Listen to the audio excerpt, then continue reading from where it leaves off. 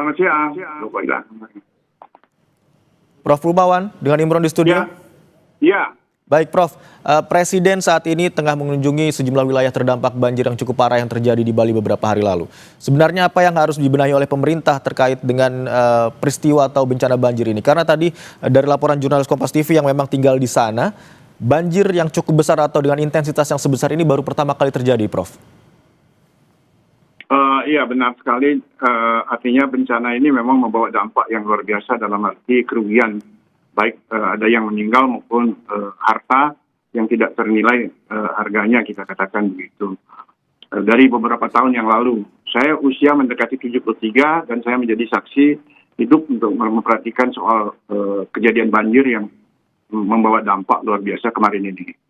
Jadi ada beberapa hal yang mungkin menjadi catatan kita semua, bahwa hujan memang penyebab salah satu banjir karena intensitas dan durasi daripada hujan ini cukup panjang. Tapi yang perlu mungkin kita pikirkan sekarang ini adalah bagaimana kita membuat perencanaan yang benar dan baik untuk masyarakat, khususnya yang berkaitan dengan mitigasi bencana yang mesti masuk di dalam tata ruang. Jadi di tata ruang ini perlu kita lengkapi dan perbaiki, sehingga dengan demikian ini mampu memperbaiki limpasan air hujan itu dengan cepat dan terarah. Artinya maksud saya begini, saya khawatir dengan adanya masifnya perubahan fungsi lahan, apalagi di Kota Denpasar yang luasnya terbatas hanya 133 km persegi, 60% lebih kira-kira diantaranya sudah tertutup oleh berbagai fungsi. Sehingga dengan demikian semestinya di dalam pengembangan di tata ruang ini harus kita hati-hati dalam merancang, khususnya ini yang berkaitan dengan limpasan air hujan. Posisi Denpasar yang berada di daerah dataran selatan itu mempunyai hulu berbagai bukit dan gunung di sebelah utara, yang saya juga pikirkan kemungkinan besar daya serap air di daerah hulu sudah tidak sebaik seperti sekarang, sehingga begitu cepat air sampai di Kota Denpasar yang notabene sekitar katakan berjarak 30 sampai 40 km dari pusat kota. Jadi dengan demikian hampir seluruh air yang terlimpah dari hulu itu bersatu, berkumpul dan menyerbu, kita katakan, Kota Denpasar, hingga ada bangunan yang sampai roboh. Dan Jalan Gajah Mada tidak pernah terjadi genangan air. Tapi kali ini karena luar biasa jumlah airnya tergenang. Inilah yang menjadi titik perhatian saya sebagai orang yang berkecimpung di tata ruang. Dan sekali lagi saya berpikir adanya tertib pembangunan melalui penegakan aturan-aturan yang sudah ada dan juga mengintegrasikan berbagai peraturan yang berlangsung. OSS yang ada diatur di pusat, menurut saya juga ikut mengabaikan kondisi-kondisi yang mesti harus terlindungi di Bali, khususnya dengan kaitan dengan bencana. Padahal maaf ya, kalau di Bali ada pengetahuan tradisi tentang pengolahan air yang disebut dengan subak, itu diatur betul-betul airnya dari kemana dia, artinya jaringan primer, sekunder dan tersiernya itu dengan baik dan tidak menyebabkan banjir. Karena fungsi yang berubah inilah menyebabkan banyak kejadian-kejadian yang menyebabkan air tidak memiliki jalan lagi. Sehingga dia memilih jalannya sendiri dan memberikan kita pelajaran untuk merefleksi ke depan ini agar tidak mengalami kasus-kasus yang lebih parah lagi. Demikian kira-kira. Baik, itu dari sektor tata ruang yang Anda pelajari, itu yang menjadi perhatian dan yang dikhawatirkan. Baik, tapi yang dari Anda cermati, apakah peristiwa banjir besar yang terjadi di Bali ini hanya soal limpahan air hujan saja berdasarkan tata ruang di Bali misalnya? Iya, karena penyebab ini memang limpahan air hujan utamanya. Kalau tidak ada limpahan air hujan, tidak terjadi banjir karena kecuali memang ada banjir musiman. Artinya musim penghujan yang seperti saya katakan tadi, durasinya panjang, intensitasnya tinggi. Kali ini memang menurut laporan BMKG itu intensitasnya di luar batas, katakanlah begitu. Tetapi saya tidak yakin menyebabkan bahwa kambing hitamnya itu karena hujan. Kalau saya berpikir ada kesalahan kita, manusialah yang salah karena mengatur tata ruang, mengatur peraturan, kemudian mengimplementasikan, kemudian kebersihan, sampah dan lain-lain itu menjadi satu terakumulasi menyebabkan banjir. Jadi banjir tadi itu menunjukkan kepada kita secara holistik berbagai masalah yang terjadi di Bali akibat banjir ini. Kemudian tadi ada katakan limpahan hujan menjadi salah satu faktor yang menjadi penyebab banjir besar terjadi di Bali. Lalu apakah pembangunan yang cukup masif di Bali ini juga menjadi salah satu faktor penyebab banjir, dan bagaimana tata ruang pembangunan di Bali sesuai dengan yang Anda cermati, Prof? Ya, saya ingin perbaiki sedikit pernyataan saya tentang limpasan air hujan dari hulu itu. Kan ada berbagai perubahan fungsi tata ruang di daerah hulu. Ya, jadi permukaannya ini tidak lagi mampu menyerap air, sehingga dia langsung keluar turun ke daerah dataran. Itu yang saya maksudkan dia. Prof Rumawan, sebentar kita tahan dulu, Prof. Kita akan melihat bersama bagaimana Presiden Republik Indonesia Prabowo Subianto yang saat ini sedang menyapa sejumlah warga yang menjadi korban banjir yang cukup besar yang terjadi di wilayah Bali dan sekitarnya. Saat ini Presiden berbincang dengan sejumlah warga. Dia bangunin. Iya, saya juga dengar. Pagi-pagi. Iya, jam 4 pagi. Kamar air sudah di kamar, dia yang bangunin. Kalau saya nggak tahu, Pak. Waduh. Pahlawan dong. Iya, pahlawan saya itu, Pak. Waduh, nama kentuan ya. Waduh. Kok Pak Teddy itu? Pak Teddy terkenal. Terima kasih Bapak.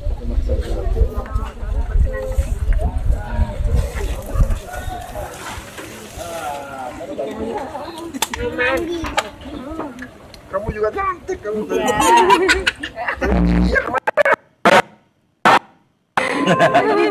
Oh, kebanyakan manis-manis ya.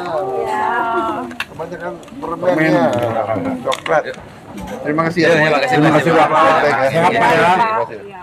Terima kasih ya semuanya. Baik-baik ya. Baik-baik ya.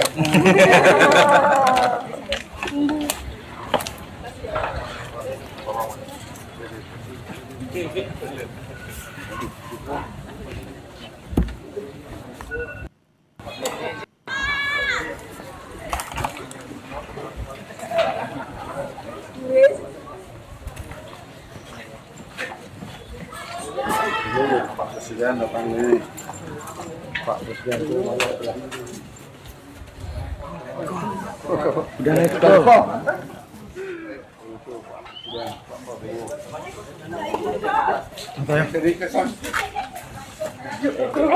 Sini.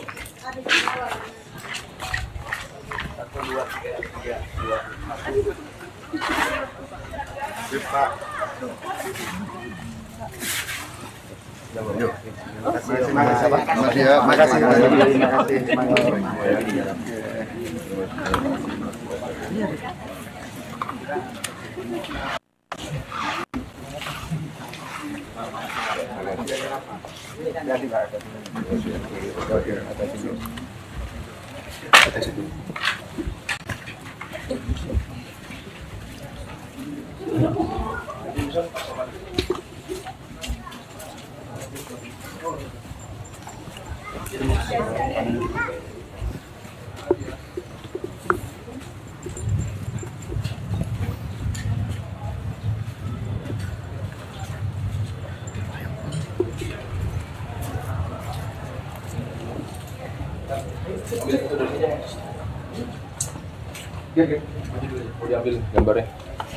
Baik, saat ini Presiden tengah mengunjungi warga yang terdampak banjir di sekitar wilayah Denpasar, Bali. Tadi warga juga bercerita soal bagaimana saat banjir terjadi menerjang wilayah mereka, dan bercerita tentang apa yang dibutuhkan dan keluhan yang dirasakan oleh warga saat ini. Kami akan lanjutkan diskusi kami bersama dengan Prof. Rumawan, ahli tata kota Universitas Warmadawa. Selamat siang, Prof. Prof. Rumawan masih bersama kami? Prof. Rumawan, selamat siang. Masih mendengar suara saya dari studio? Iya, jelas sekali. Baik, Prof. Rumawan, bisa dilanjutkan kembali tadi menarik soal bahwa limpahan air hujan ini tidak hanya menjadi salah satu faktor, tetapi Anda juga bercerita tadi bagaimana soal pembangunan yang dapat dikatakan masif kita ketahui bersama di Bali, dan bagaimana tata ruangnya di sana sepengetahuan Anda. Iya, dalam analisis saya melihat bahwa perencanaan tata ruang itu selalu kalah cepat dengan pembangunan. Ini salah satu catatan dan kenyataan mungkin di seluruh Indonesia lah, kita boleh katakan gitu. Pembangunan selalu lebih cepat daripada perencanaan. Dan ketika terjadi seperti itu, banyak orang yang sudah menduga bahwa ketika kehidupan kesejahteraan mulai meningkat, orang butuh rekreasi.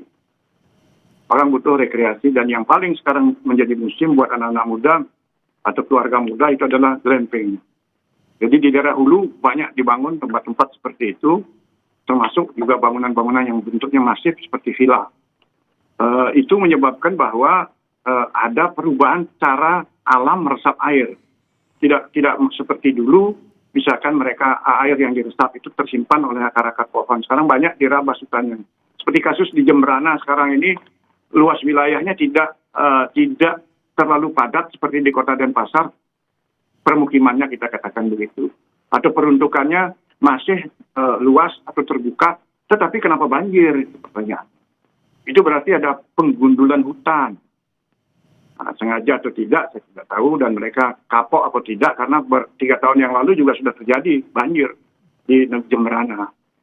Dan sekarang ini juga banjir ikut. Nah, ini kan ada 2 konteks yang kita lihat. Satu di Jemberana yang tidak padat, tapi banjir. Satu lagi di Denpasar yang padat banjir. Dan air kan tidak datang dari Denpasar, air datang dari hulu seperti kata saya tadi. Itu berpusat dari hulu itu dari Kabupaten Tabanan, Gianyar, Bangli.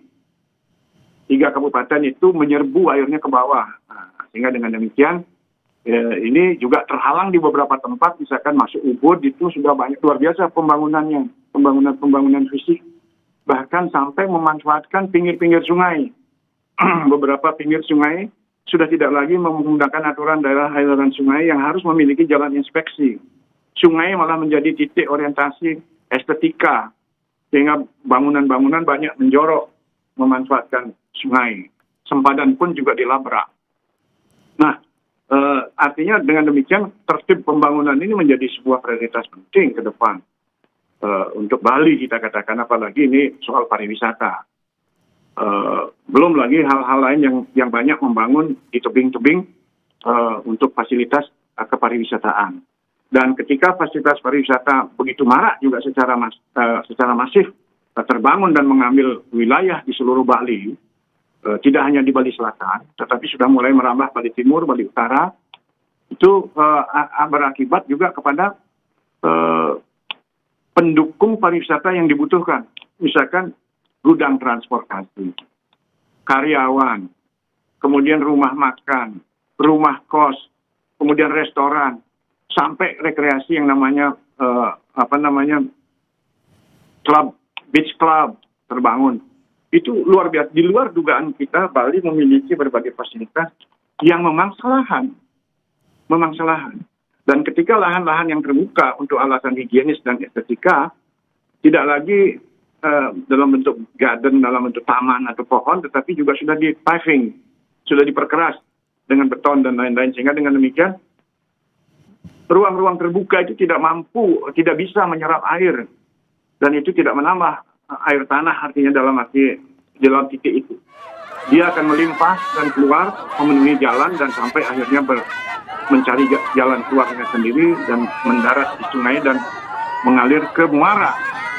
Dan inilah yang kita alami sekarang itu adalah banjir ini yang terjadi karena Oke, Prof. Rumawan, sebentar kami akan lihat informasi terbaru. Ini adalah Presiden Prabowo yang tengah menyapa warga di Denpasar, Bali, yang menjadi lokasi terdampak banjir yang cukup parah yang terjadi beberapa waktu lalu.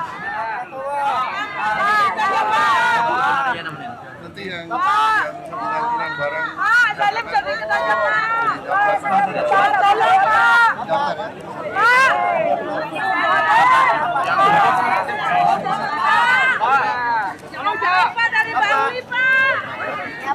Makasih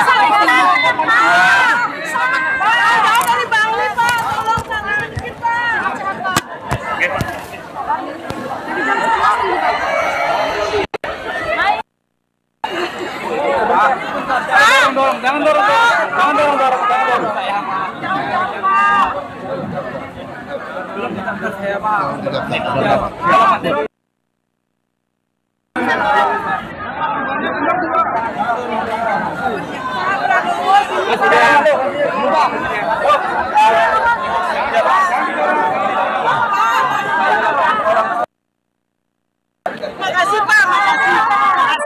Makasih Pak, makasih Pak. Maaf ya Pak, ada sakit. Makasih Pak, makasih.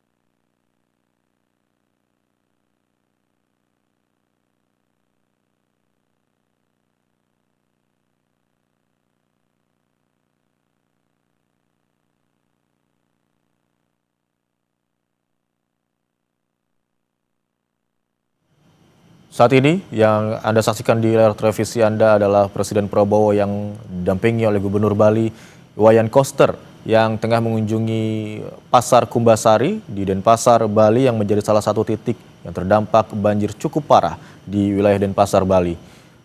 Presiden menyempatkan diri untuk berfoto, bersuah foto dan juga menyapa warga.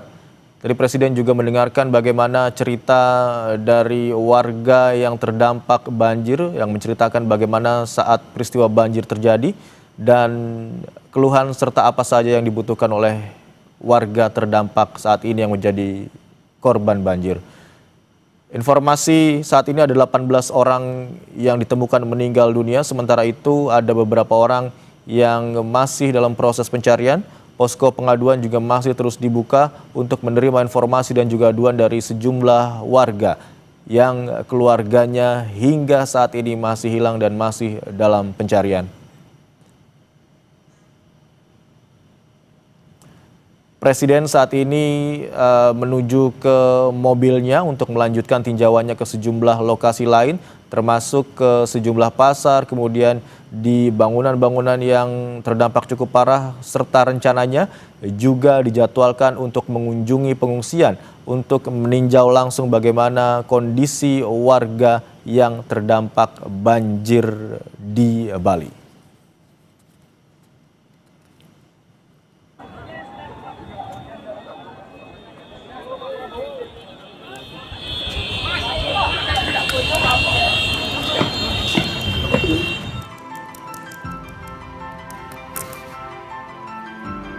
Karunia yang diberikan oleh Yang Maha Kuasa kepada kita sungguh sangat besar dan sungguh.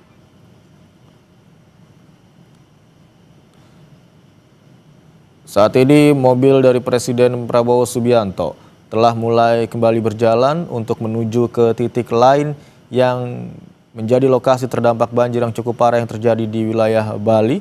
Ada beberapa lokasi yang akan menjadi titik tinjauan Presiden. Di antaranya adalah pasar, bangunan yang terdampak banjir maksud kami, serta ada beberapa wilayah pengungsian yang ditempati saat ini oleh lebih dari 300 warga yang terdampak banjir di Bali.